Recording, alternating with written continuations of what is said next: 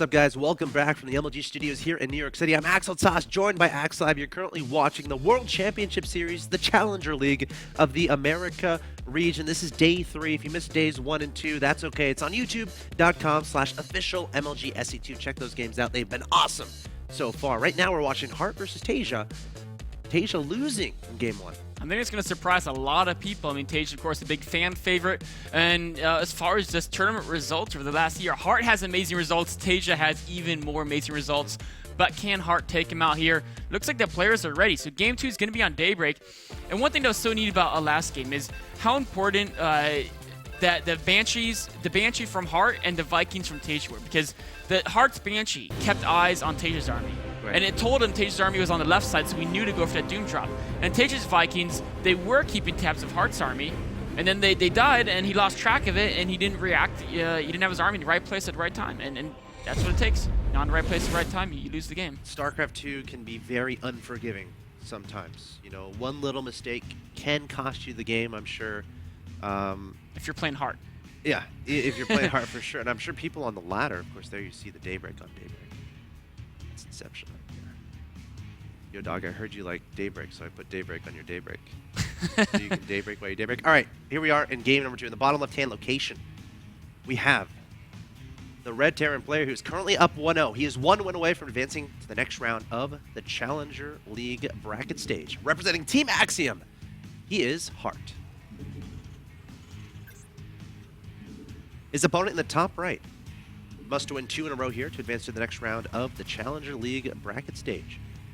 Representing Team Liquid and hailing from Korea, he is Tasia.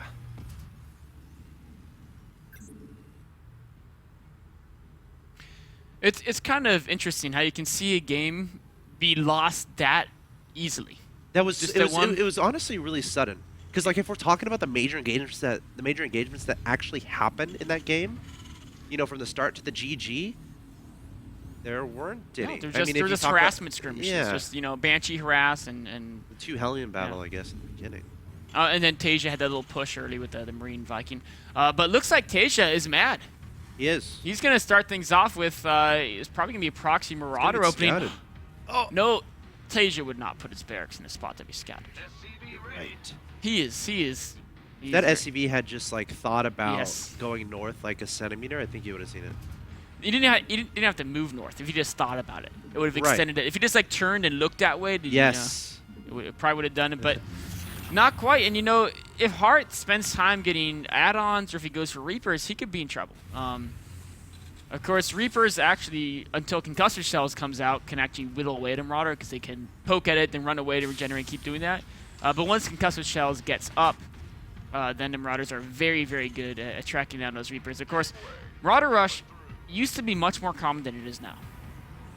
Yes, you're absolutely right. And Heart, scouting around his opponent's main base, sees nothing but a gas. So he has to be a little bit intrigued. Yeah. Putting a bunker down in his natural expansion. And if you see nothing but gas, it's a Marauder Rush. Yeah. That's just what it is. So what do you think of this build choice from Tasia? I think it's a good build, but it's just Heart scouted early enough. As long as Heart gets his bunker up, Tasia's going to be a little bit behind. All right, Marines trying to kite away. We just don't want to lose those guys. Got to put them in the bunker. SCV being bold, say, come on, Marines, what are you waiting for? Like, all right, let's back up. 0 kills on the Marauder. Got some damage done. If you add up all the damage he did, he would have killed a Marine if it was one Marine. This is true. He would have killed her, yeah, definitely. In fact, one Marine I think was 1 shot away from death. But going forward, so this isn't like a Zerg 6 pool or like 11-11 barracks. The cool thing about this Marauder push is you can often get the chance to kill your opponent. If it fails, you're a little behind. Oh, this is smart. Look at this fanciness. Yes, because Marauders have 1 more range than Marines. A bunker extends units range by 1. So this bunker can actually kill Heart's bunker once the Marauders get in. Oh, so he's going to have to salvage at the very least. Yes, or repair. He could just repair the bunker. Oh, sure. So he could find himself in a situation where he has to repair both the supply depot and the bunker. A really cool... I mean, Heart just has to... targets down the SCV just before the bunker finishes. And he's going to have to cancel it. Beautiful move by Heart there. What is he making out of that barracks? Marine. Okay. Yeah. That Marine is on a mission here. It's going to die. But it's going to scout, actually. That was worth it. I was trying to, for a second, I was like, what's the Marine really going to accomplish? It's obviously not going to be efficient, but he was able to get the kill there. Or get the scout, excuse me. So he was able to see, okay, factory with tech lab. That factory with tech lab was built with the intention of maybe getting a tank to break the bunker contain. Or, now that he doesn't need that, he can just go ahead and switch it over and get a Banshee. Another Marine popping out. He's going to die. That one seemed a little bit wasteful. Actually, he's still making Marines. This is... that barracks is actually about to die. Yeah, he has to repair it, or actually just pull it back. He's going to lose that reactor, though. Well, he's not going to be able to use it right now. Yes. And you know what Tasia could have done is land the barracks on that reactor. He wanted to be really fancy. And started building 2 Marines at a time. Yes. That would have been funny. Not probably most efficient use of resources. Right. Because Marines obviously would just die. But going forward, so taking hold of things, I think the economy is going to be probably roughly even from these players. In fact, Tasia with a faster expansion. But the Cloak Banshee threat is definitely real, but Tasia has scouted it, and he's already has the eBay halfway done. So if he can take no damage from the Cloak Banshees, Tasia is going to be in a great position in this game because it is always a risk getting the Cloak and the Banshee, delaying the command center for that much longer. If you don't get damage done, you are going to be behind. All right, let's see how much damage these Widow Mines can do. 2 Widow Mines inside of that medevac here from Tasia. Going to be sneaking past the natural, probably going to go straight to the main base. And there we go, igniting those afterburners. Oh, the SCVs, they're not moving. Oh, the Widow Mine burrowing. Oh, it gets killed. 4 Marines is a magic number. There you go, guys. 4 Marines kills the Widow Mine before it burrows. Keep that number in mind. Can 3 do it? Is 3 magic number? No. Oh, you need 4. Oh, great target. That was a manual target. All right, so he takes down both Widow Mines. But the command center is not going to be finished here. Going to have to send another SCV towards that. Meanwhile, a Banshee heading across the map here from Heart, going straight for that main base. What kind of defense do we see? There is a turret there, as we mentioned before. Tasia did scout this earlier, so he is prepared. We've got a Viking out on the field as well. There's no turret in the natural. That Banshee can... Okay, the SCV, that's a sneaky move. He actually just runs. Banshee trying to find an angle he can pick off more SCVs. There's a Raven on the way, so he will be able to detect that Banshee, even though he's away from the turret. No. This Banshee somehow killed 5 SCVs, even there's a Viking in a turret. The Viking didn't keep tracking the Banshee, what was a problem for Tasia there. So the Banshee juked around and got 3 more SCVs from a different angle. So that's a success. If your opponent has a turret up and a Viking, you still get 5 kills. In fact, he's actually killed a Marauder. He might even kill a Siege Tank. Where's the Viking? There's the Viking. And there's a Raven as well. He's getting more SCV kills. Trying to get down one Banshee finally. And going to take down the other one as well. Oh, he might be able to sneak away. That was very impressive micro, actually, by Heart. That was a lot of damage done against an opponent who was 100% ready for the Cloak Banshees. Yep.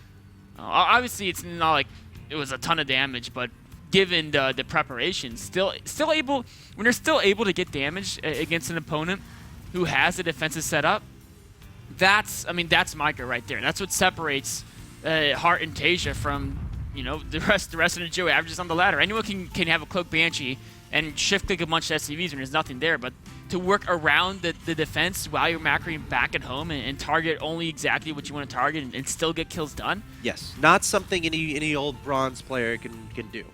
At least in other ones I've seen. No, not. Well, they can certainly claim it, right, on Reddit or Team course. Liquid or something. Of course. As far as execution is concerned, there's a reason Tasia is considered one of the best. Heart as well. And Heart as well. Oh, going for the drop, but yeah, able to get out there. That was the smart call to back away. Those units would have been destroyed. And speaking of which, Cloak has been researched for Tasia, so he wants to do the same thing. This is a really interesting timing. These delayed Cloak timings often do so much damage because from Heart's perspective, well, now he scans and he sees the tech lab is still on the starport. Is that going to make him suspicious or not? He didn't see anything pop out of the starport. Yeah. And he didn't see the sparkliness on the tech lab that signifies something is being researched. He's going to find out about the cloak as soon as it cloaks, and now this is such a bad spot because, of course, Heart's been using the mules a lot, so he doesn't have... he has no scans. Yeah, he doesn't have any, because why would he? He's a good, decent distance away as well. He doesn't have a Raven either. He's going to have to wait till the missile turret gets built. Yeah, he has an engineering bay. But Tasia needs to target down that SCV making the turret. He does. Of course, that will buy a little bit of time as Heart would then have to bring another SCV. But Heart actually, he's taking a lot of damage, but he's not crippled. Tasia's not done. So many Marines, man. Marines are going down one. Oh no, the tank! I think it's the tank. Oh, he doesn't. Wow, that tank is very happy to still be alive. Sure. Gonna get repaired right away. You know, the Banshee's still trying to get some work done at the natural expansion. 12 kills on the Banshee.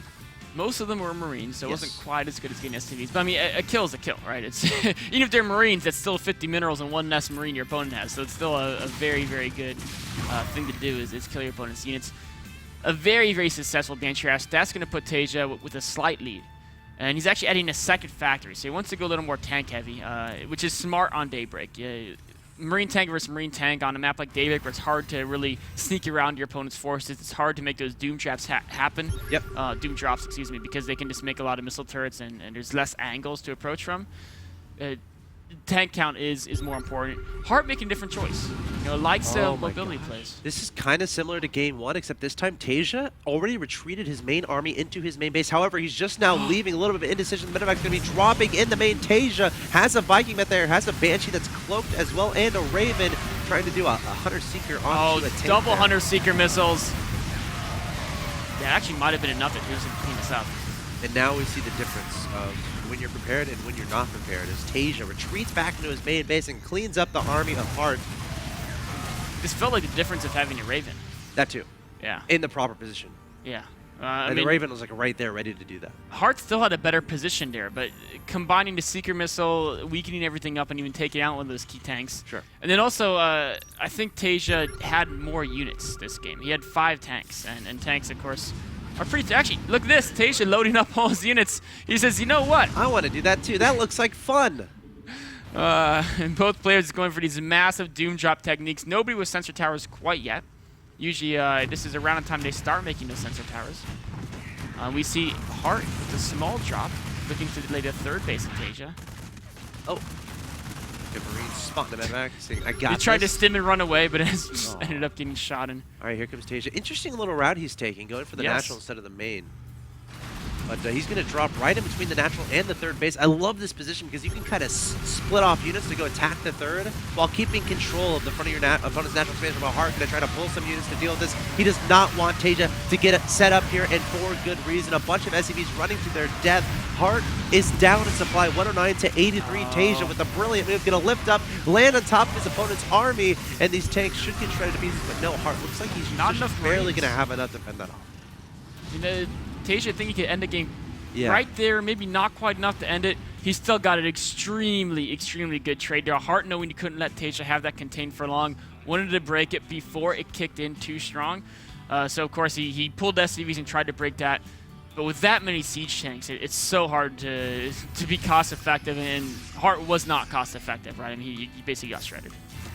Yes, Tasia looking so good in this game. You know, Heart going for that command center. He has it on the low ground at 3rd base. It's not yet an orbital command. So if we're talking about, okay, he's up a base, like he has that 3rd base, not really, because nothing is mining there. And Tasia going to move a 3rd directly to that location. Some Hero Marines from Heart here going to try to mess with that a little bit, but they're going to get fended off by Tasia's army. And Tasia's going to land and be very happy right now. Up good 40 supply. A lot of that supply is workers as well, because Heart took such a beating using his SCVs to break that contain. And Tasia, all he has to do is play a very solid game, but he also has to make sure he does something with his advantage, right? If both players just turtle and hit 200, Heart can make the comeback. That is not that Marine. Not happy with the play. No, he's the... He's like, ooh, look, pretty medevacs. Then they all drop their stuff onto him. Oh, the little counterattack. That's by nice. Heart. That's definitely a good thing. Whenever you're behind, this is a great thing to do. Try to delay your opponent's additional expansions as much as possible. Tasia being really safe, putting a planetary there. That's very interesting choice, the planetary. That's very rare to see Terran take their 3rd base as a planetary. Especially right there. Like if you take your 3rd in the middle. In the middle, yeah. It's more likely to do a planetary there. But that back expansion, it's a little bit intriguing. I guess he just feels really comfortable with his lead and wants to make sure he can get this base up nice and safely. That's probably what it is. And instead of doing anything risky with the Doom drop, he's saying, you know what? I'm ahead. If I do this massive 7 medevac drop and my opponent, you know, catches me in the middle and kills my forces, I can lose the game. So he's going to go with the contain instead, but now he's unsieging. He could be looking to try to get a position on Heart's 3rd, but Heart very intelligently has a Marine there to spot this movement. Can he get in position to defend in time, though? positioning is so important in TVT. Great move there from Heart, having that Marine there. Meanwhile, a drop continues to be annoying here from Heart into Tasia. Not only his third, but jumping over to his opponent's natural expansion. And that third is going to have to be lifted from Heart.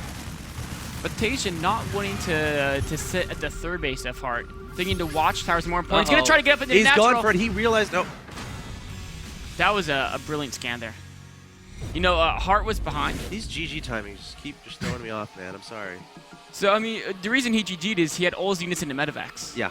And, is that what happened? As they unload, they come out one at a time, and you know, there's no way he would be able to fight that army. Right.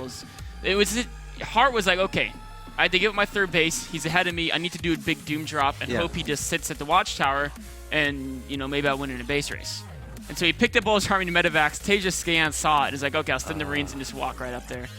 It's just like the perfect timing for Tasia to hit that scan to realize all those units were being picked up in those medevacs. All right, guys, we got a tie series on our hands in match number 1 of day 3 of the WCS Challenger League of the America region. Guys, it's Tasia versus Heart, game 3, coming up next.